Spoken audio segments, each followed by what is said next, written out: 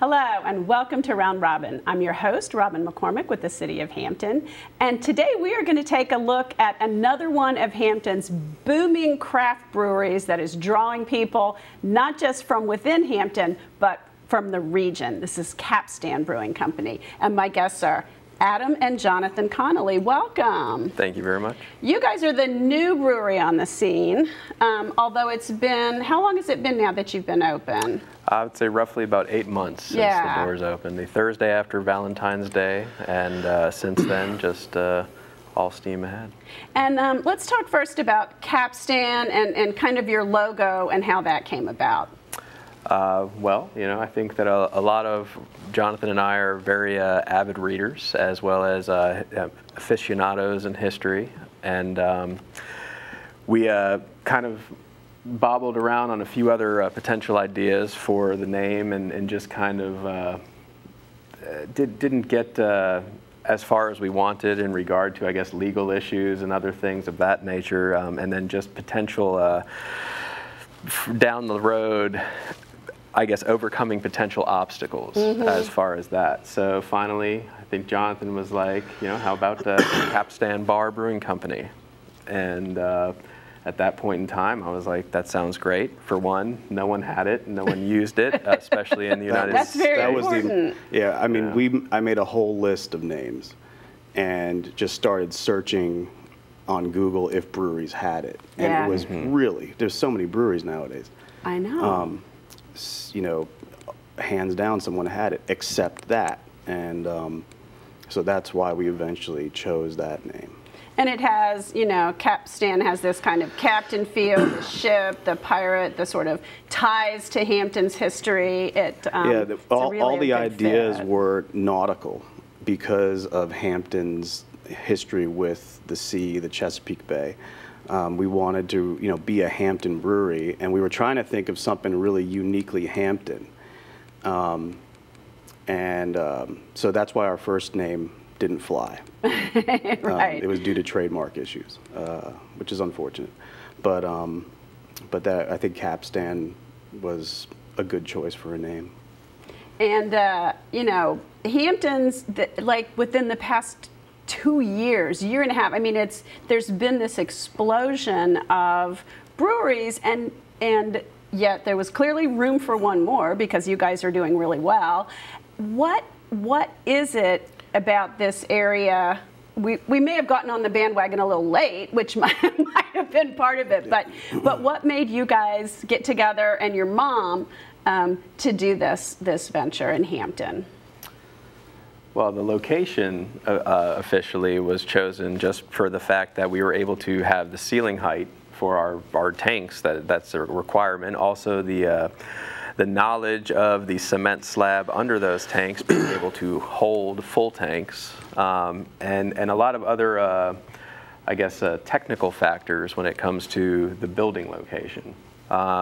You know, and I guess at the point we went down a few other rabbit holes that did not pan out. And I mean, and this had been in the works for about 3 years. So we were even ahead of the 2-year explosion. We were fighting tooth and nail to get this going. Well, you know, Hampton's changed the rules for craft breweries, brew pubs, because originally, and you know, St. George's is the granddaddy of it, and they're big, you know, do a lot of bottling, but they're in a manufacturing area, and for a time that's all there could be, because the concept of the brew pub, restaurant, gathering place didn't mesh with some of the ABC laws a while back and some of the zoning laws. It's a new thing for Hampton. You know, the breweries are like our Cheers, you know, where you walk in and somebody knows your name, and they're not old style bars, they're family places. Absolutely, yeah. I mean, and I don't know that people get that.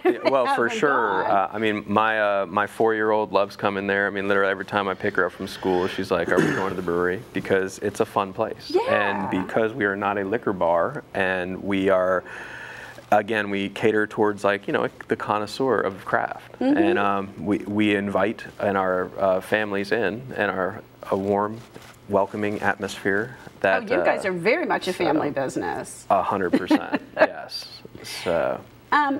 And you're in a really different area, and I wonder if that's, you know, the advantage for you because you're a little farther away from some of the other breweries, or if it's been hard to build traffic because you're not, you know, people don't see it quite as easily? I would say yes and yes. There are positive facets with everything. So for one, our location has been kind of dubbed like we are like almost like the hidden gem. Like we are almost the speakeasy per se, you know, which is kind of like, all right, but understandable. And let people know where that is, by the way. Well, because they want directions. Right now, people are like ready to go. Okay, cool. Well, we're at 2036 Exploration Way. We are right down the street from the National Institute of Aerospace, where like Exploration Way and North Campus meet, and we are in 2 units in the brick building off of Exploration Way at the very end of it. There's lots of development occurring in that area, which we had no clue about when we even chose the place. There's a nice apartment complex going up there. There's a few more office buildings, and there's this mega site that we hope will at some point attract a very large employer. So you guys are in an area where maybe not a lot of people live right now, but a lot of people work. For sure, and it's a crossroads because like where we are, we see a lot of people just come in like kind of cutting through, just waiting there. You know, we're hoping for you know, some potential signage to attract those individuals our way to let them know that we're there. But yeah, because we are off the beaten path, we definitely, you know, that is an obstacle of which we would like. Louder, we do. But you know, I think you know, bottom line is we do great beer. That's what's up. And that's what's going to draw people. And exactly. And you know, we have great staff, warm, inviting atmosphere, and quality beer. It's a beautiful place. Yeah, well, I've seen the video of it, even though I haven't yet been.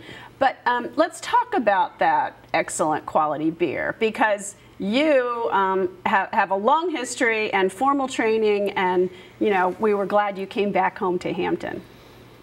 Yeah, I went to brewing school in 1997, Siebel Institute of Technology, which is the oldest brewing school, continuously operated brewing school in North America. While I was there, the program was an accelerated 6-month course. And it was a combination of classroom and actual hands-on internship where you actually pretty much just worked as a brewer, because they really wanted you to understand what the job was like. Yeah, it makes sense. So we started at 7 a.m. and we were there till at least 5 every day. And right after brewing school, I was hired to work in Alexandria at a brew pub and a production facility brewery, although I primarily worked at the brew pub. And it was there while we were building the production facility. We were pretty much done, and I believe they were sealing the floors, and they purchased a brand new state-of-the-art system from Germany. And the company sent German mechanics and pretty much everyone to install it, because that's just how they did it. And then they also sent an actual diploma German Braumeister, someone that actually has basically, it's like having a PhD in beer. And he was in his 60s. He had been working in breweries since he was 15, I think is what he told me. And I was the only one that spoke any German. I actually took it in high school and community college, never thinking I would use it because it was easier than Latin when I took that in high school. And there he was working at the plant facility, and they were sealing the floors, and the fumes were awful, and he looked awful. And the owner of the company suggested that he go brew with me at the pub, which was not a state-of-the-art system. Everything was manual, and it was a really difficult setup. The way the brewery was set up was very difficult. So I actually got to work for about a month with an actual brewmaster from Germany, and on this small system that you normally wouldn't brew on at all. And then after that, I took a job in California at a multi-million-dollar brew pub in the Central Valley.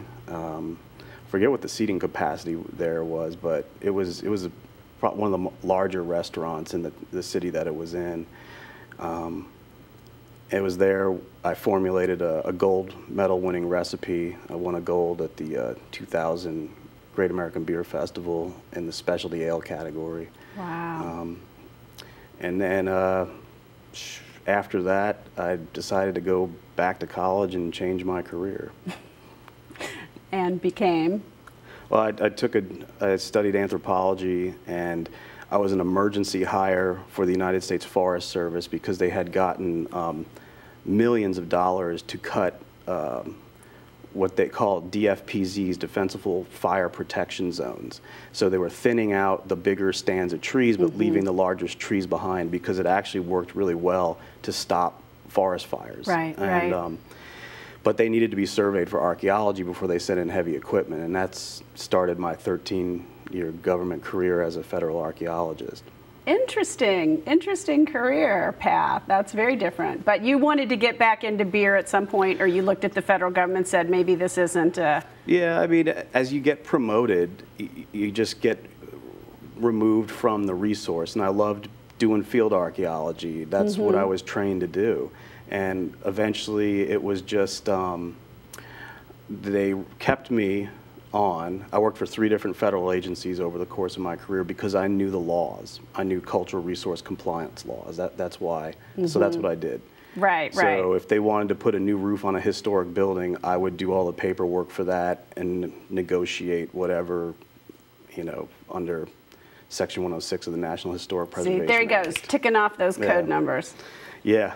Yeah. But that was not your passion. No, it wasn't. And it was during the government shutdown in 2013 that I really took notice of the beer scene around Hampton Roads, and was just astonished by the beers people were drinking. We could never make and sell a lot of these beers that have exotic ingredients, or I mean, they're no longer exotic. Right.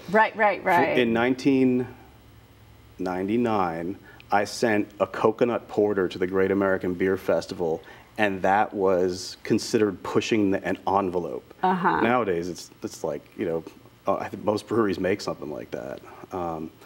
So it's just such a the consumer is so much more educated and genuinely enjoys the craft beer. 20 years ago, it was a real struggle. People didn't know what IPA was. When we opened up the brewery in the Central Valley, the first day we opened, I was kind of watching the bar because I was watching how the taps were pouring, making sure the beers were carbonated right, and people were ordering the IPA or the IPA, and I looked at the chalkboard and I was like, they don't know what India Pale Ale is. Right. So what do you brew now? What have you done so far? What do you think is your specialty? Do you know yet?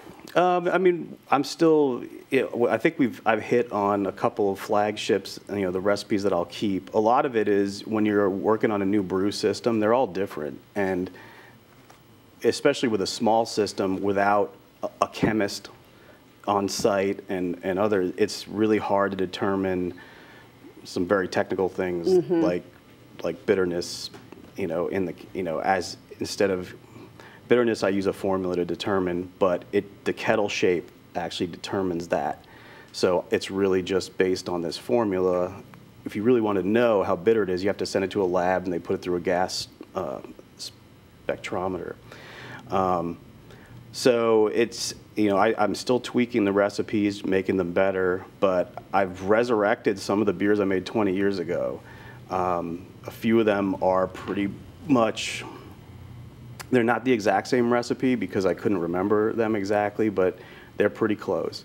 And then some of them are recipes I made 20 years ago, and I made them more relevant for today. Like, our IPA, we used several pounds of hops per barrel for the dry hop. 20 years ago, used a ½ pound, and that's nothing. Nowadays, it's really nothing. And also, too, one thing I could never do working at the corporate brewery was I couldn't brew lagers. I brewed our first lager a couple weeks ago, a Bohemian Pilsner. It just wasn't their thing, or? Yeah, people like lagers, right? Oh, they liked them back then too. I think there was plentiful in the mass market in that region. But there's a difference. No, it was because I was supposed to use the house yeast, which was an ale yeast. Okay. That's it.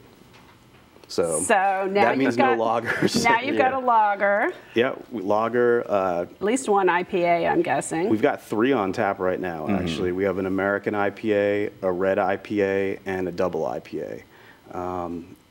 We have a cream ale, which is a pre-prohibition style. Ooh. It's a light beer. Why they call it cream, I've still not been able to find that out, but it's known as cream ale. Or, if I'm remembering right, they also called it present use beer, which is not it's kind of a generic name. But the style appears in the 1850s when a lot of European brewers are emigrating to the United States and they're making lagers. At that time, American brewers are still pretty much brewing in the English tradition and making ales. So the cream ale was a way to make a light, crisp ale using their existing equipment without having to spend lots of money and adding more equipment that they might not have known how to use. So we have a pre-prohibition cream ale on tap, a brown ale that I based the recipe on an 18th century Virginia recipe from Henrico County. Oh, cool. Curl's Neck Plantation from the 1750s or 60s. And it was when the Randolph family owned that plantation. Let's see what else. We got, an oatmeal stout on tap right now. I tend to rotate the dark beers between stouts and porters. Those recipes will change. I like to have 1 or 2 specialty beers that will rotate. We have an apricot wheat on. We got the apricot wheat. Ooh, that sounds good. Ooh. And a Kolsch in the fermenter and a few things on deck as well that are just in the back. So how big is your facility? Do you anticipate bottling and canning, or are you mostly for use right there, or are you able to produce for taps other places? Yes, I mean, all of that's in the cards. You know, how soon that would happen is yet to be known as far as bottling and canning. We are in draft accounts. We have started distribution, about 3 months now or so. And that allows us to get our product out to restaurants and other places that can serve other beer. But yeah, it's really about in-house, in our kind inviting tap room there to keep the draft faucets flowing, as well as allowing certain products that we have available volume for to then be distributed out into the wild, which has so far been pretty good and well received. That's great. That's great. So plans for the future, you're just going to bubble along and grow sort of organically as the demand allows? I think so. I mean, it definitely, we will, I feel as if not compromise quality for quantity and really just focus on bringing some of the finest beers possible to increase in the already blossoming Hampton Roads beer scene. I think, I've always thought, I have this idea that we need to run a tour bus hitting the breweries, and I have the route planned because, you start at St. George's, you go to yours, then you kind of move to the 2 downtown and Fort Monroe, and it's like just the right path. I mean, you guys hit that sounds gap good. perfectly. I think you have to do some due diligence and do a little seeking on your own there just to test the water. Yeah, I'm going to do that. See if I don't know, 5 brews in a day is a lot, but I could power my way through. I think that'll work. Taking one for the team. Somewhere. Yeah, absolutely. Yeah.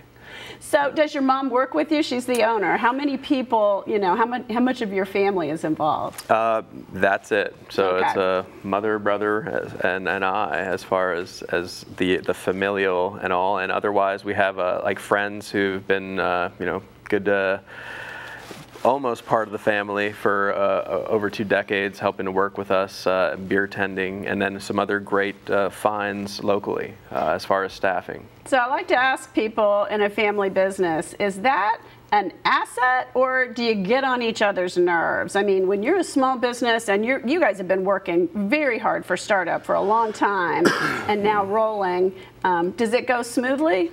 I mean, there's all sorts of obstacles along the way, but it's how, like, I think, you know, I turned 40 this year here, and, you know, have been constantly moved from different geographical locations around the country here ever since early on. And the moment that we get to a new spot, we always had, you know, best of friends ready to rumble. So no matter where it was, we were able to, you know, persevere and enjoy our locale, and then just try to figure out what was going on. So I think that relationship has helped overcome many an aspect and obstacles that have kind of thrown troubles our way. But you know, bottom line is it's almost better than a corporate. Because if we need something or something needs to be done, well, then there's a quick phone call or, you know, a quick discussion, and it's handled. So do you guys like being your own bosses? I mean, you came from doing that for a corporation to working for the federal government. You've had some varied experiences. How does this one rank? Oh, absolutely. I mean, it's the American dream. To work for yourself and live comfortably doing it. I would never be able to make the range of beer styles I planned to make working for the corporate brewery. There were rules, and I had to follow them. Even a craft micro has a lot of... I mean, nowadays, probably not. But 20 years ago, there were rules. That company I worked for had very rigid set of rules of, you know, you will make these 4 styles, then beyond that you could make this range of styles, and then that's it. So there was a lot of beers that, you know, I just couldn't make. So and nowadays, especially now, you know, people are making, like I said, beers that, like, you would, you know, putting ingredients in beers like you would never ever have thought about. So the sky's almost the limit. It's very interesting time to be back in the brewing industry. Well, that's great. Have you found the brewer community here to be supportive? You guys talk to some of the other breweries? Oh, absolutely. I mean, that's one of the things that I missed even 20 years ago. There were not as many of us, but we were pretty tight knit, and but the same, you know, here again, it's kind of like, you know, most of the brewers know each other. You know, we can, if we need, you know, you want some advice, you see if somebody else says, hey, have you tried this ingredient? What does it do? You know, or it's just, yeah, it's a very welcoming community. That's one of the things I've noticed, because you know, sometimes people think, oh, well, they're competitors, or, you know, blah, blah, blah. But it's also, you're changing people's palates, you're developing the interest, and together we're becoming known as a great beer destination. And I don't think anybody would have thought of Hampton in that way even 2 years ago. And so the strength of the entire group is much more than any individual brewery could attain. I mean, definitely. When it comes down to it, it's very hard to make the same beer at a different facility. So the beers I make are always going to be different than anyone else's beers, and vice versa. Even if we are all making IPAs, they're all going to be different. That's the hardest thing to do, is keep consistency from batch to batch, and then particularly from facility to facility. So big breweries that have multiple facilities, they have huge tanks and they blend them together to make the beer. To get the consistency. Right. So, you know, if something doesn't turn out exactly right, because we're using, you know, natural products, the hop crop differs every time. The malt crop differs every time. So you have to change your recipe to try and, you know, make up for those differences to keep it consistent. And then sometimes things don't go well. So, you know, and so the way the big guys do it is they blend it out in the cellar. So, you know, when you're a small craft brewery, it's really almost impossible to do that. You really have to, you're relying on the brewer's knowledge of how to use those ingredients, how to tweak them for differences.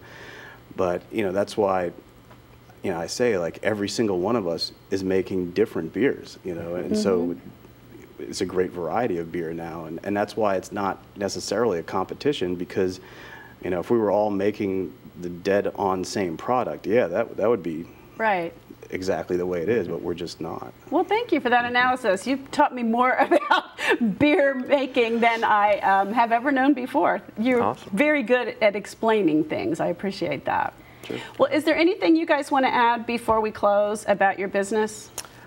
I mean, again, we're a family business. Like, we come from 100% heart, you know, and that's really what I think helps to you know, differentiate, like, the Connolly family's establishment here, because we have been steeped in beer for so long, you know, thankfully to Jonathan's interests and just our fine, you know, fascinations with it.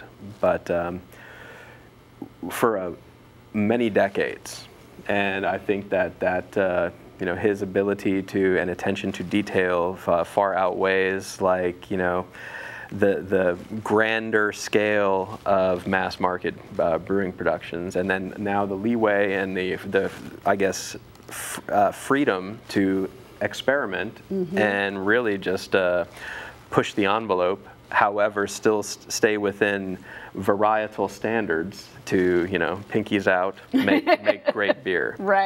And we will again not compromise that ever. Thank you. Thank you very much. Thank and you. Congratulations. Well, thank you very on much. Right on. And thank you for watching Round Robin. I hope you will go visit Capstan Bar Brewing and taste the wonderful, wonderful brewery and the great variety. And, you know, while Jonathan may say it's not exactly the same every time, that means there's a reason to go back and something new and something different. So enjoy.